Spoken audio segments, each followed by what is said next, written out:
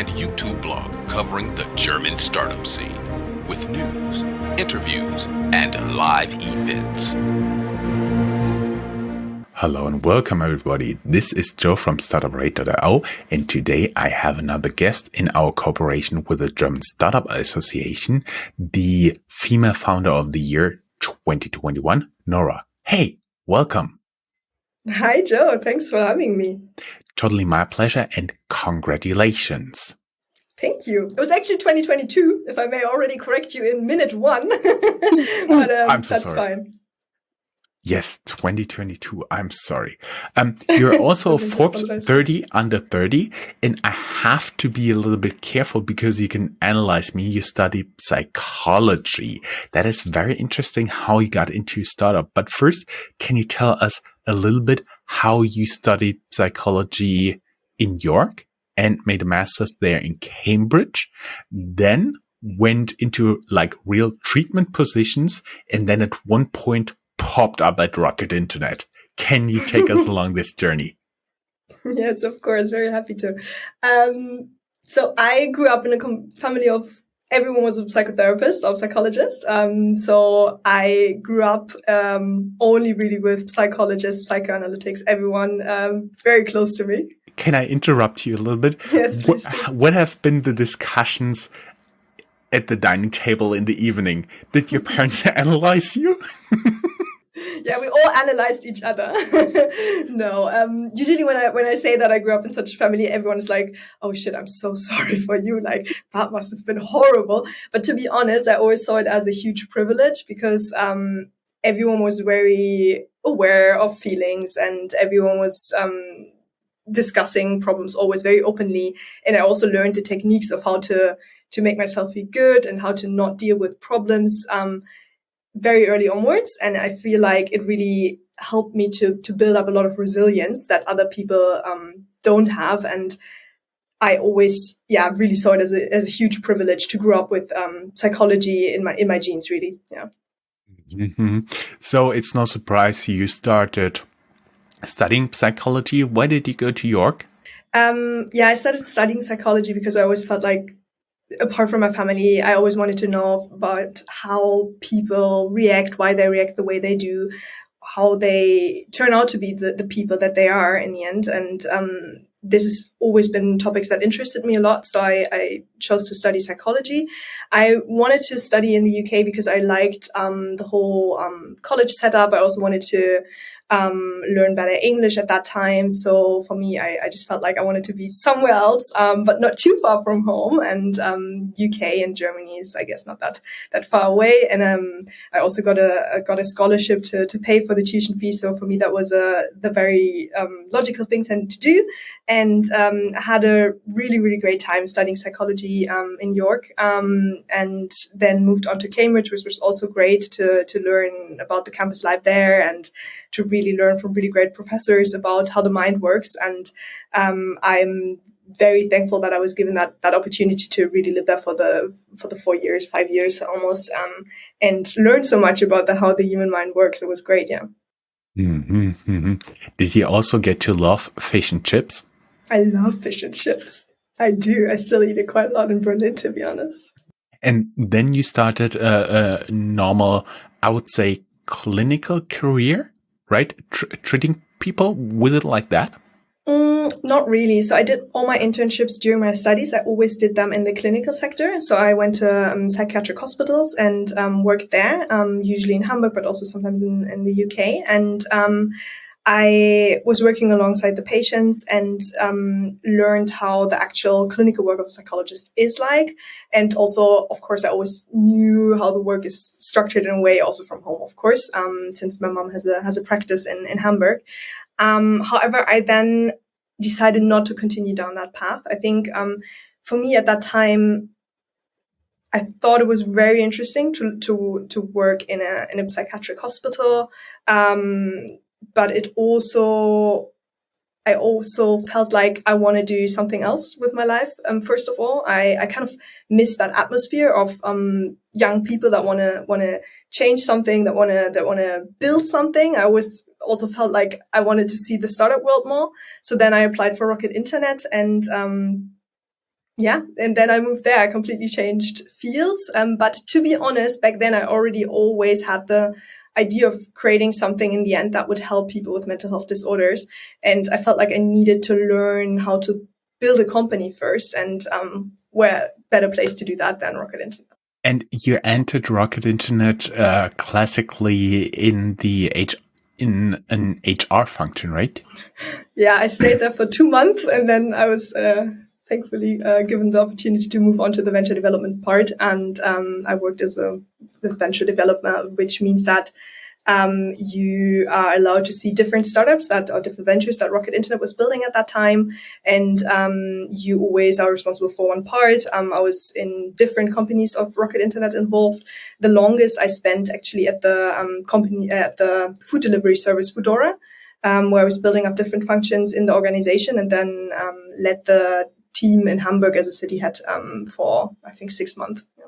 And there was a very special day there for you at Foodora, right?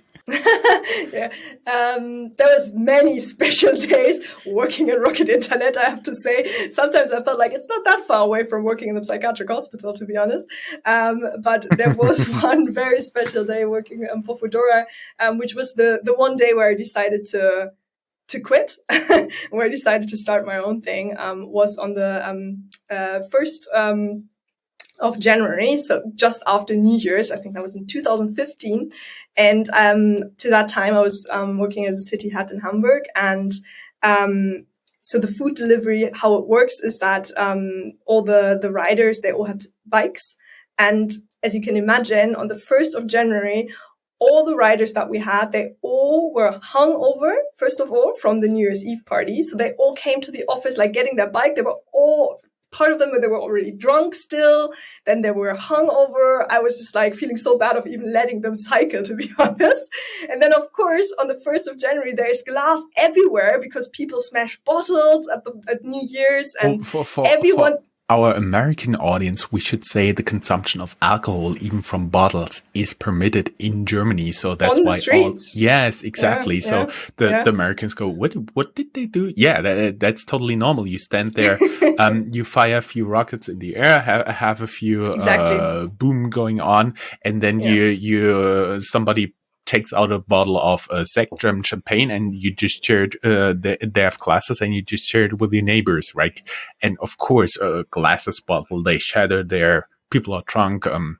People are a little bit crazy, so it happens. Yes, that's what happened. So there's so much glass on the streets in Germany everywhere on the 1st of January. And of course, all the bikes got broken.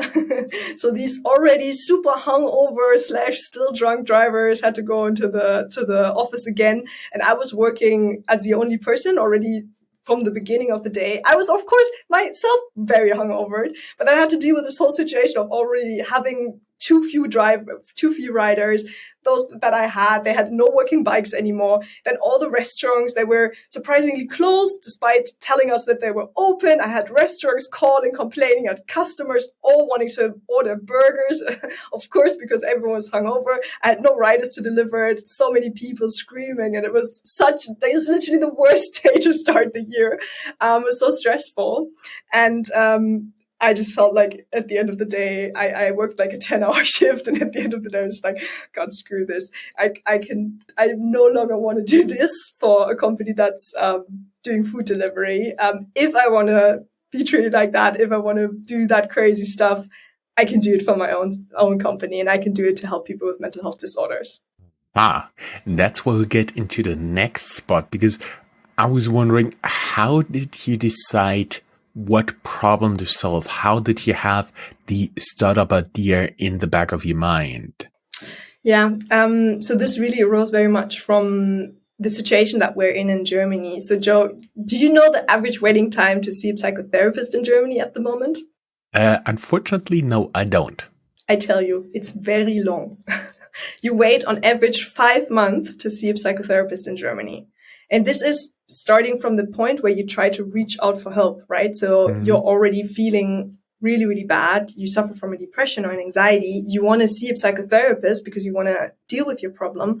And then you have to wait for 5 months on average, which is ridiculous. I think it's a way too long time to see a psychotherapist. It's not like the whole system doesn't work here in Germany from the way I see it. And it's a time where usually these people suffering, they don't get any help whatsoever. The symptoms, they get worse and worse because they're not being treated. Mm-hmm. And it's a horrible situation for the patients. Mm-hmm. And this is something that I already noticed very early onwards, again, from my home as well, with my mom having so many people calling her, asking for a place with her, and she keeps having to tell them, I'm sorry, I don't have a place anymore, I'm full.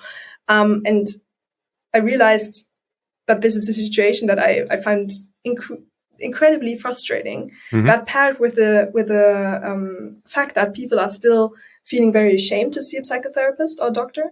And oftentimes they don't want to speak directly with anyone about their mental health conditions. And I felt we really need to change the way we think about mental health, and we need to offer people a quicker solution into mental health, and something that is also a lower barrier. So even for people that still feel stigmatized, they can access anything at least. Mm-hmm. And this is how we came up with Selfapy. So Selfapy is a wording combined of self and therapy. So it's a self-help product. And we wanted to create digital therapy solutions that would give people with depression, with anxiety, the chance to really get this help very early onwards, and to do it from their own homes. So not having to really speak to a psychotherapist, but to learn the techniques of cognitive behavioral therapy in their own time and from home.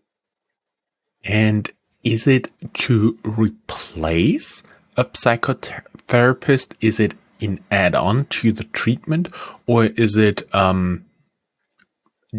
just an additional solution to help those people? Yeah.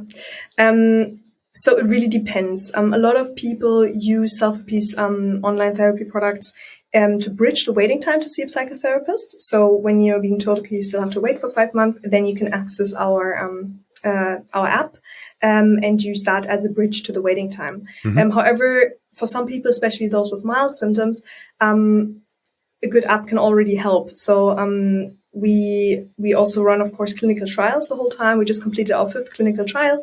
And for example, in the last clinical trial that was recently published also online with a journal, we could show that we actually reduced the symptoms of depression by almost 40% after 3 months, which is quite a high symptom reduction that we can achieve. So for a lot of people, they go use Selfapy, and then afterwards they don't actually need a psychotherapist anymore, which of course is what we try to get as well, to really help the people as much as we can already. Mm-hmm. My understanding is the app tracks when you're doing well and when you're doing not so well, mm-hmm. and it helps you to discover what kind of triggers those feelings. That's one part of it, yeah. So the way it works is that you, the base product lasts for 3 months. And within this 3 months, you're doing different tests in the beginning. So we get to know you better. We understand what your condition is. We understand what your main problems are. For example, within your depression, whether you have specifically a problem with your self-esteem or with your work condition, whether it's more related to stress or whatever. And then based on that, you get individually tailored content that really helps you to, first of all, understand your condition better. That helps you to understand really what is wrong with me and why do I feel like that. And then also really gives you the concrete techniques to make yourself feel better. This is being delivered with the help of videos from psychologists, but also tailored exercises, a lot of text delivered, and the user basically learns why, for example, negative thoughts arise. Then they document their own negative thoughts, and then they really are being taught the techniques of how to make these negative thoughts stop in a way, or how to deal with those. And mm-hmm. This is the way it works. So you really get always the structured content. But of course, as it is with cognitive behavioral therapy, usually, which is something that we base the products on, is that you always try to do a daily protocoling of what you've been doing, with whom you've been involved with, how you're feeling, what your thoughts are. And we also give this pattern analysis to the user then afterwards. So they really get the feedback, okay, which are actually the activities that make me feel better, which are the activities that make me feel worse. And then we can build up on that knowledge to really find a more healthy, a better routine for you in your everyday life, so that you don't just have the activities that make you feel worse, but also always plan some highlights in your day. Is that something the app can share later on when the people are bridging the time until a treatment with the specialist actually treating them? Or is it, Sorry, or interrupted. Yes, it's possible. No, of course, it's something that's very important to us as well. So we don't want to be an isolated solution. So we work together quite well with different clinics, but also with different practices of psychotherapists. So when they use us as the bridge for waiting time, we always ask the user in the end to export all the data that they've been given us, and then export that and give that to that psychotherapist, so the psychotherapist can see, all right, this is the average symptoms that they have, this is the patterns that arise from the daily protocoling, this is the activities that make them feel better, this is the activities that make them feel worse, and also this is the different content that the user has already been learned. So they probably know how the concept of negative thoughts, for example, is developing. So for the psychotherapist, it usually is quite nice because the patient comes in and already knows a bit about cognitive behavioral therapy, and they don't have to start with from zero, scratch. basically. Yeah. Understood. What kind of symptoms can you treat, and how successful is it? You already said 40% in one clinical trial. Yeah. So we currently have products available for people with a depression, for people with a generalized anxiety disorder, and for people with a panic disorder. And by the end of the year, we're launching 2 more products for people with eating disorders. So just binge eating and bulimia, which is 2 more products. Which kind of results do we have? So we are running with all of these, all of these 5 different products. We've completed randomized controlled trials with independent research organizations. So, for example, we work a lot with the Charité together, which we also published the last study on with regards to the depression course. We may add for our international audience, Charité is one of the biggest clinics in Berlin, right? Yes, that's true. Sorry, thanks for adding that. We always do controlled trials. So we assess the symptom reductions for patients using Selfapy compared to a control group, and then of course always aiming for significant differences and big effect sizes. And we also assess, of course, how much the symptoms decrease over time. And we have between 20 and 40% symptom reductions in all of our online therapy courses, depending on the indication. You will have towards the end of the year, so it's beginning of November, not too far away, 5 products out there. How is the payment arranged? Because in Germany you can get apps on prescription. Are you there in those lists that actually a psychotherapist, a psychologist can prescribe the app, let's say for 3-6 months until the people can get into their treatment? Yes, good question. Very important, because yes, we are actually one of the major provider of prescribable digital therapy solutions in Germany.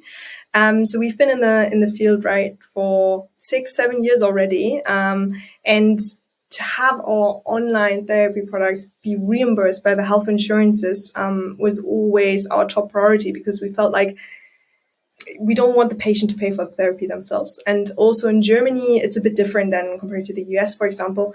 In Germany, patients are usually used to having the health insurances pay for everything, because this is how the system works. So if you go to a doctor, it's always covered.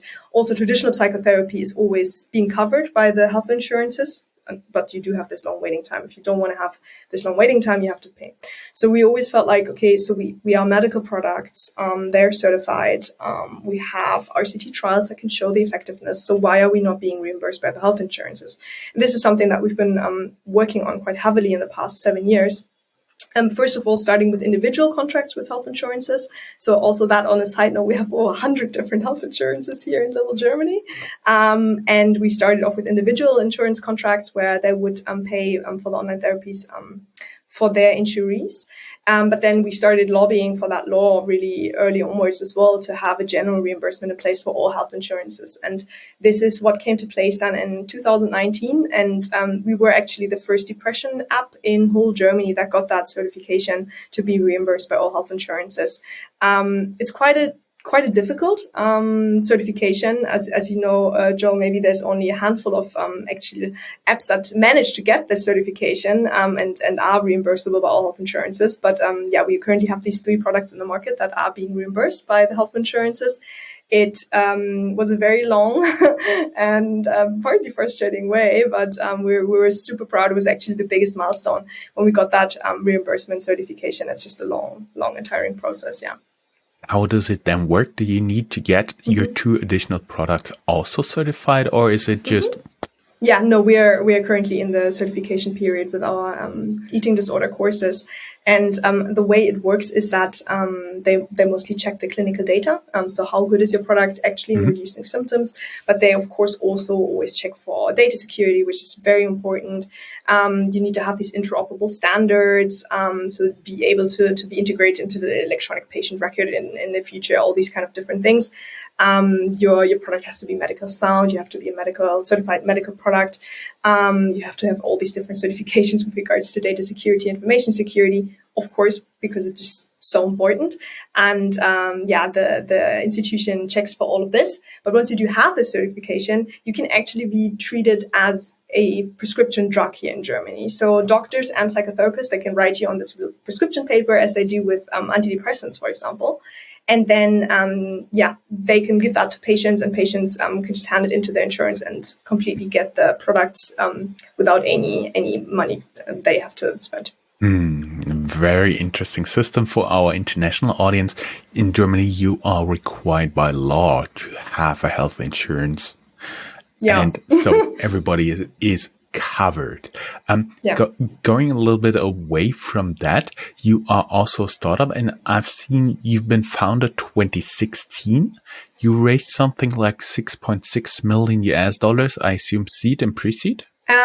So we raised like 30 million in total so far. 30? Then the Crunchbase is outdated. I'm sorry for that. And the last round that we did in, when was that? It was December 2019, so in December, that we raised 6.7 or something like that, yeah. I understand. Your investors include a high-tech Gründerfonds, where we actually have an interview with Alex von Frankenberg. We link it down here. Maverick Founders, About Seed, Think Health, SHS Capital. Would you be open to talk to new investors? Yeah, of course, always open. I think Startup is always kind of fundraising on the side. And we're actually fundraising right now for the next steps with regards to internationalization of our online therapy products. So, definitely open. And are you currently hiring? Yeah, I think everyone's always hiring. So we're specifically hiring at the moment for salespeople. So actually people on the ground that can do the sales for doctors and psychotherapists. And then, of course, as everyone, we're always looking for developers. But that's the usual answers I get. Sometimes a few specialists. I just had a startup that helps with an AI to do some metal casting. Yes, they also look for engineers, especially with the experience in metal casting, chemists and stuff like this. But for every startup, it's like sales and developers, but specialized sales for you, right? Everybody who would like to learn more, we link it down here in the show notes. There will be a link to your career site that you'll share after the interview with me, right? My career site? Yes, of Selfapy, where all the open jobs are listed, because... that's what you mean. Yeah, of course. Yeah, I'll share that, of course. Sorry. Yes, because... this interview will stay live for a few years, and I assume the roles to be filled hopefully vastly expand and are also very varying, hopefully. Yeah, sounds good. I guess so. Yeah. Great. Of course. Nora, again, congratulations for your German Startup Award. It was a pleasure talking to you and hope to have you back after, let's say, the next successful fundraising. Perfect. Thanks for having me, Joe. It was a pleasure. Totally my pleasure. Have a great day. Bye-bye.